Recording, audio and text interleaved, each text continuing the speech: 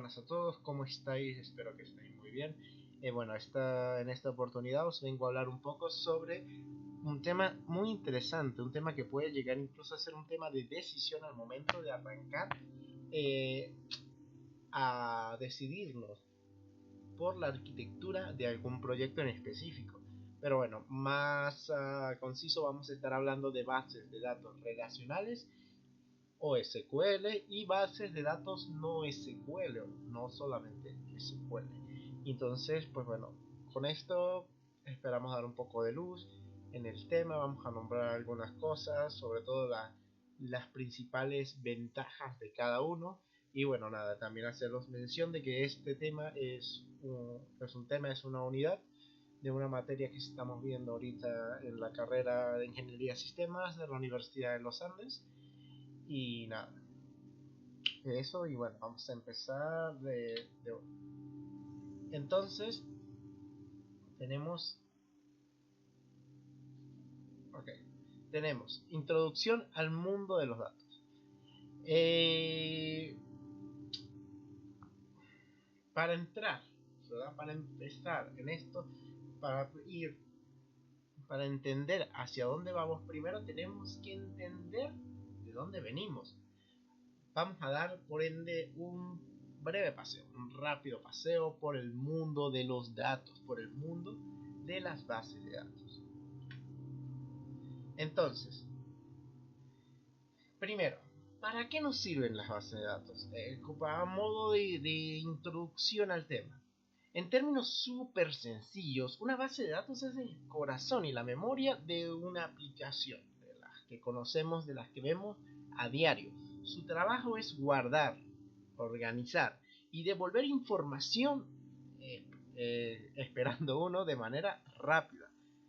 Durante décadas, el rey indiscutible fue el modelo relacional, o SQL, que estructuró el mundo empresarial, pero veremos en esta breve exposición, veremos que cuando llegaron las grandes innovaciones a principios de los 2000, por ejemplo empresas como Google, Amazon, Facebook, con sus nuevas innovaciones, las redes sociales, Instagram, llegaron trayendo una necesidad que no podía cumplir SQL, y desde allí nace los no SQL, ¿ok? Entonces, hablemos del que reinaba al principio, del original, de alguna manera, los SQL. Hablemos del método clásico. SQL, imaginen como estas tablas de hojas de Excel, me imagino que todos estaréis familiarizados con Excel, que son perfectas e inflexibles. Entonces tenemos punto número 1, estructuras rígidas. Tienes que definir las columnas exactas desde el día 1. No puedes a mitad de funcionamiento decir, no, ahora colócame en una columna X que no existe, porque bueno, si no existe la columna no te va a aceptar el dato.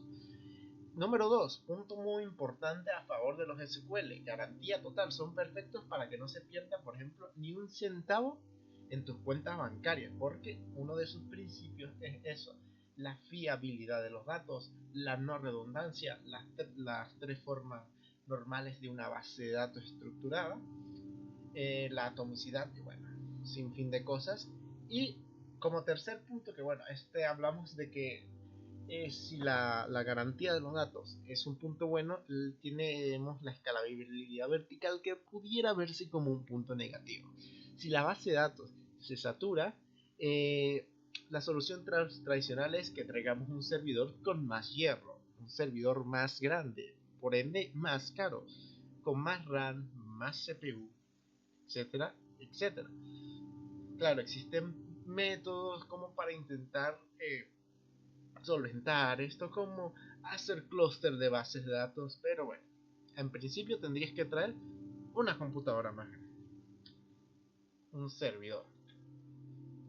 Ahora, número 2, la revolución, la no SQL.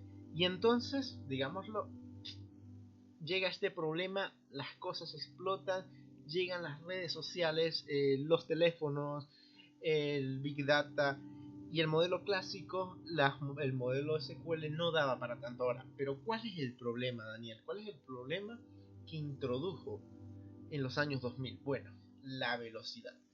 De repente las aplicaciones requerían de una gran cantidad de datos de diferentes tablas, múltiples tablas, y requerían los datos llegaran con la mayor velocidad posible. Y esos datos iban creciendo, iban agregándose de manera constante. Entonces las estructuras y la velocidad de respuesta empezaba a ser un problema, y por eso nace los NoSQL. ¿Por qué nacen los NoSQL?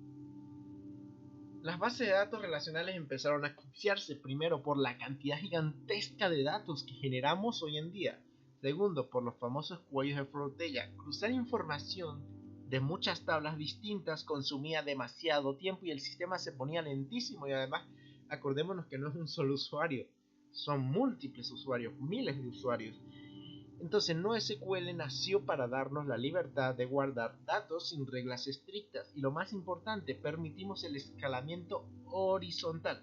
Si necesitamos pues, más poder, si tenemos más usuarios, no tenemos que específicamente reemplazar la computadora que tenemos ahí instalada por una más grande. Podemos conectarla a otra igual, porque el escalamiento en las NoSQL es horizontal. Es horizontal, y al ser no estructuradas, nos permitimos algunas que otras cosas. En las bases de datos NoSQL, por ejemplo, llega a redundar la información, pero nos permite que las consultas sean rápidas. Ahora, existen varios tipos de bases NoSQL. No es una sola, es una familia, podríamos decir una familia de 4 integrantes principales, cada uno con su característica. Tenemos la clave valor, es el más rápido, es un código, te da un dato ideal para, por ejemplo, un carrito de compras de una aplicación. La documental es como MongoDB, guardan información como si fueran archivos sueltos en formato JSON, JavaScript Object Notation, súper flexibles, ideales si tu producto cambia de forma constante. Familias de columnas, quizás este no es tan común, excelentes para leer muchísima información estadística de un solo golpe. Y así los grafos, que piensa que cómo se conectan las cosas. Si haces una red social o un motor de recomendaciones, entonces cada conexión entre dos nodos pues informaría una relación en nuestra base de datos. Esto nos podía decir, por ejemplo, si tú le un dislike, ponerle en una publicación y dice ok, esta publicación es sobre programación, entonces le gusta la programación, le gusta no sé, Python, entonces empieza todas las aristas que tenía ese nodo, empieza a marcarlas como gustos potenciales que tú posees, y así pues bueno, las aplicaciones van creando un perfil customizado para cada usuario. Entonces, vamos a analizar ambas, aunque bueno, ya con las cosas que hemos mencionado, posiblemente os vas haciendo una idea de cuál es la principal diferencia entre ellos, pero bueno, vamos a hacer un caso muy específico entre MySQL y MongoDB. MySQL como base estructurada, MongoDB como base NoSQL. Entonces, aquí tenemos un caso donde pues una institución, obviamente no fuimos nosotros, una institución toma una cantidad de datos, una gran cantidad de datos, y la distribuye entre MySQL con diferentes tablas, muchas tablas, y MongoDB, que su especialidad es eso, la data no estructurada. Y entonces, al pedir esos datos, esos 125 cada registro, tenemos que MySQL se tardó 146 milisegundos y MongoDB 0.21 milisegundos. Claro, estamos hablando de milisegundos, tú dirás no, pero la diferencia es abismal. A pesar de que ambos estén trabajando en milisegundos, si esto lo multiplicas por 1000 usuarios, por 1.000.000 de usuarios, es una cantidad, o multiplicas la cantidad de registro por 1000, 1.000.000, vemos de que empieza a existir una brecha gigante. Pero acordémonos de que no todo es color de rosa. A pesar de tener a MySQL y MongoDB, ambos tienen sus cosas buenas y cosas malas.